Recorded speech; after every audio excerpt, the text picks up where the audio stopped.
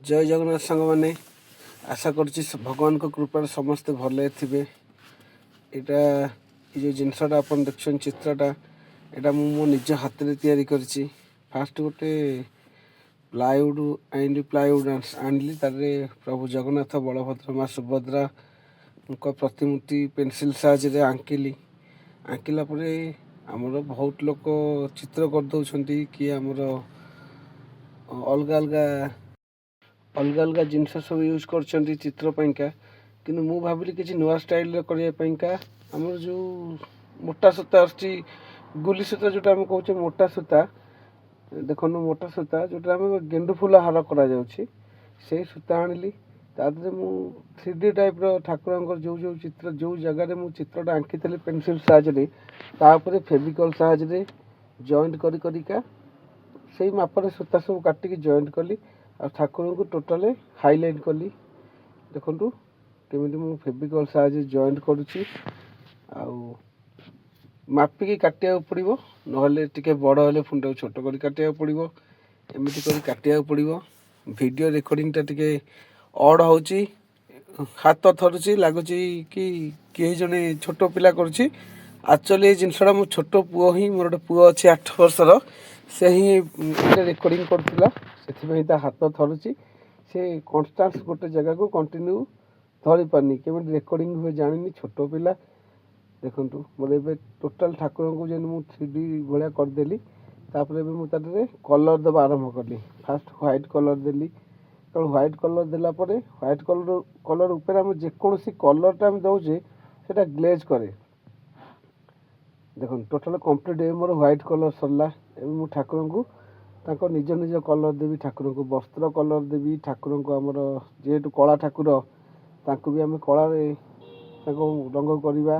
माँ सुभद्रा को हलदी मुखी सी आम कहती हलदी रंग दबा तापर प्रभु बलभद्र तांको व्हाइट कलर दबा। एवं मोर कंप्लीट व्हाइट कलर सरला आउ कलर करागला से देखो टिके टिके कौटी कमजोर अच्छी कलर टिके पतला अच्छी से डबल दवा पड़ुची। आउ देखो आपण भी कर लिपन आर्ट प्रथम प्रथम प्रोब्लेम हम तापर कि आप कंटिन्यू कले 2-4टा कलापर हो मुझे ए लाइन रे नुआ मुझे देखिए करुच्ची देखिए किसी शिखुची नुआ करने चेष्टा करुच्ची। देखो मु ठाकुर को वस्त्र रे कलर करुच्ची आम जगन्नाथ प्रभुंर आमर हलदी कलर वस्त्र माँ को मुह हलदी मुखी आउ बलभद्र बड़ भाई कलर हूँ व्हाइट कलर दिहब। देखो मुझे कलर कर वस्त्र कलर करुच्ची आ कलरटा टे व्हाइट कलर ऊपर करी बोली कलर टिके ग्लेज आसी सब आर्केलिक कलर यूज करुच्ची आपन पोस्टल कलर यूज करें ऑयल ऑयल प्रिंट भी यूज करें मु किंतु आमर आर्केलिक कलर यूज करुच्ची। प्रभु को जो कलर कली बैकग्राउंडटा मु पूरा ग्रीन कलर कली।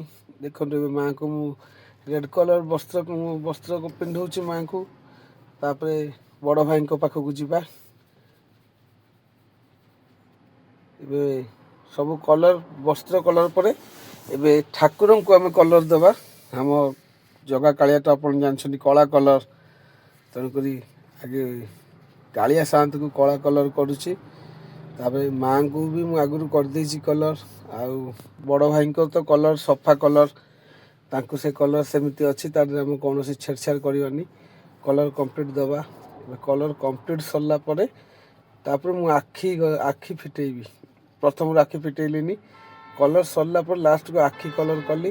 देखु ए मो चित्र टिके जना पड़ला जेहेतु गोटे फोटो देखिकी चित्रटा आंकी तेणुक फोटो देखी देखी आंकुची कौटी कौ कलर दिज्व मुझे फोटो देखिकी करुच्ची आउ नुआ कलर किसी आड करनी आपड़ चाहिए भी नुआ कलर किसी आड करें से आपण को निर्भर करे ठाकुर को आप केमी सजई पारे। ये कंप्लीट कम सरला मु स्टोन वर्क करी आप स्टोन देवी स्टोन कला बेले मु किछि वीडियो बनै नथिली किंतु आपण निज इच्छा अनुसार स्टोन दे पारिबे जोटा सुंदर लगे सेमिति करंतु।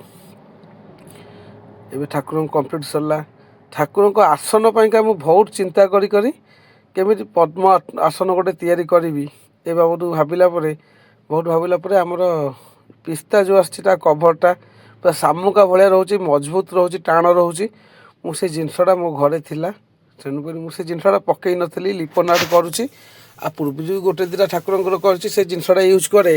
ସେଥିପାଇଁକା ସେଇ ପିସ୍ତା ଖଳରେ ମୁଁ ଠାକୁରଙ୍କୁ ଆସନଟା କଲି, ପଦ୍ମ ଆସନ, ପଦ୍ମ ଫୁଲ ଟାଇପ୍ର।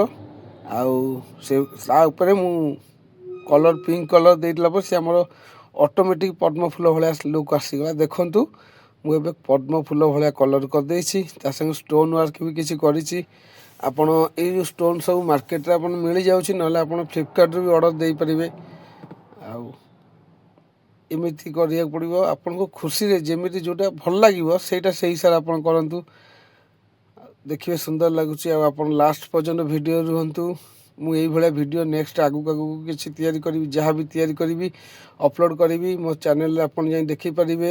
ଦିଲ୍ଲୀପ କ୍ରିଏସନ୍ 8086 ଏଥିରେ ଦେଖନ୍ତୁ। ଏବେ ମୋ ଠାକୁର ରେଡ଼ି। ଆଉ ମୁଁ ତ ବେଶୀ କିଛି ଭିଡ଼ିଓ କରିନି, ନୂଆ ନୂଆ ଏବେ ବି ଜାଣିପାରିନି କେମିତି କ'ଣ କରାଯାଏ। ଆପଣମାନେ ଦେଖନ୍ତୁ, ଯଦି ଭଲ ଲାଗିଥିବ ତାହେଲେ ଲାଇକ୍, ସେୟାର, କମେଣ୍ଟସ୍ କରନ୍ତୁ। ଆଶା କରୁଛି ମୋ ଭିଡ଼ିଓ ଆପଣମାନଙ୍କୁ ଭଲ ଲାଗୁ।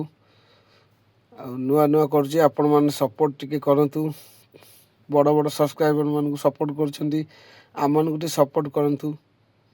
ଆଉ ଦେଖନ୍ତୁ, ଯଦି ମୋ ଚିତ୍ରଟି ସୁନ୍ଦର ଲାଗୁଥିବ, ଆପଣଙ୍କୁ ଭଲ ଲାଗୁଥିବ, ତାହେଲେ ଆପଣ ମୋ ଚ୍ୟାନେଲକୁ ଲାଇକ୍, ସବସ୍କ୍ରାଇବ୍ କରନ୍ତୁ। ରହୁଛି ଜୟ ଜଗନ୍ନାଥ। ଭଲରେ ସମସ୍ତେ ରୁହନ୍ତୁ, ଭଗବାନ ସମସ୍ତଙ୍କର ମଙ୍ଗଳ କରନ୍ତୁ।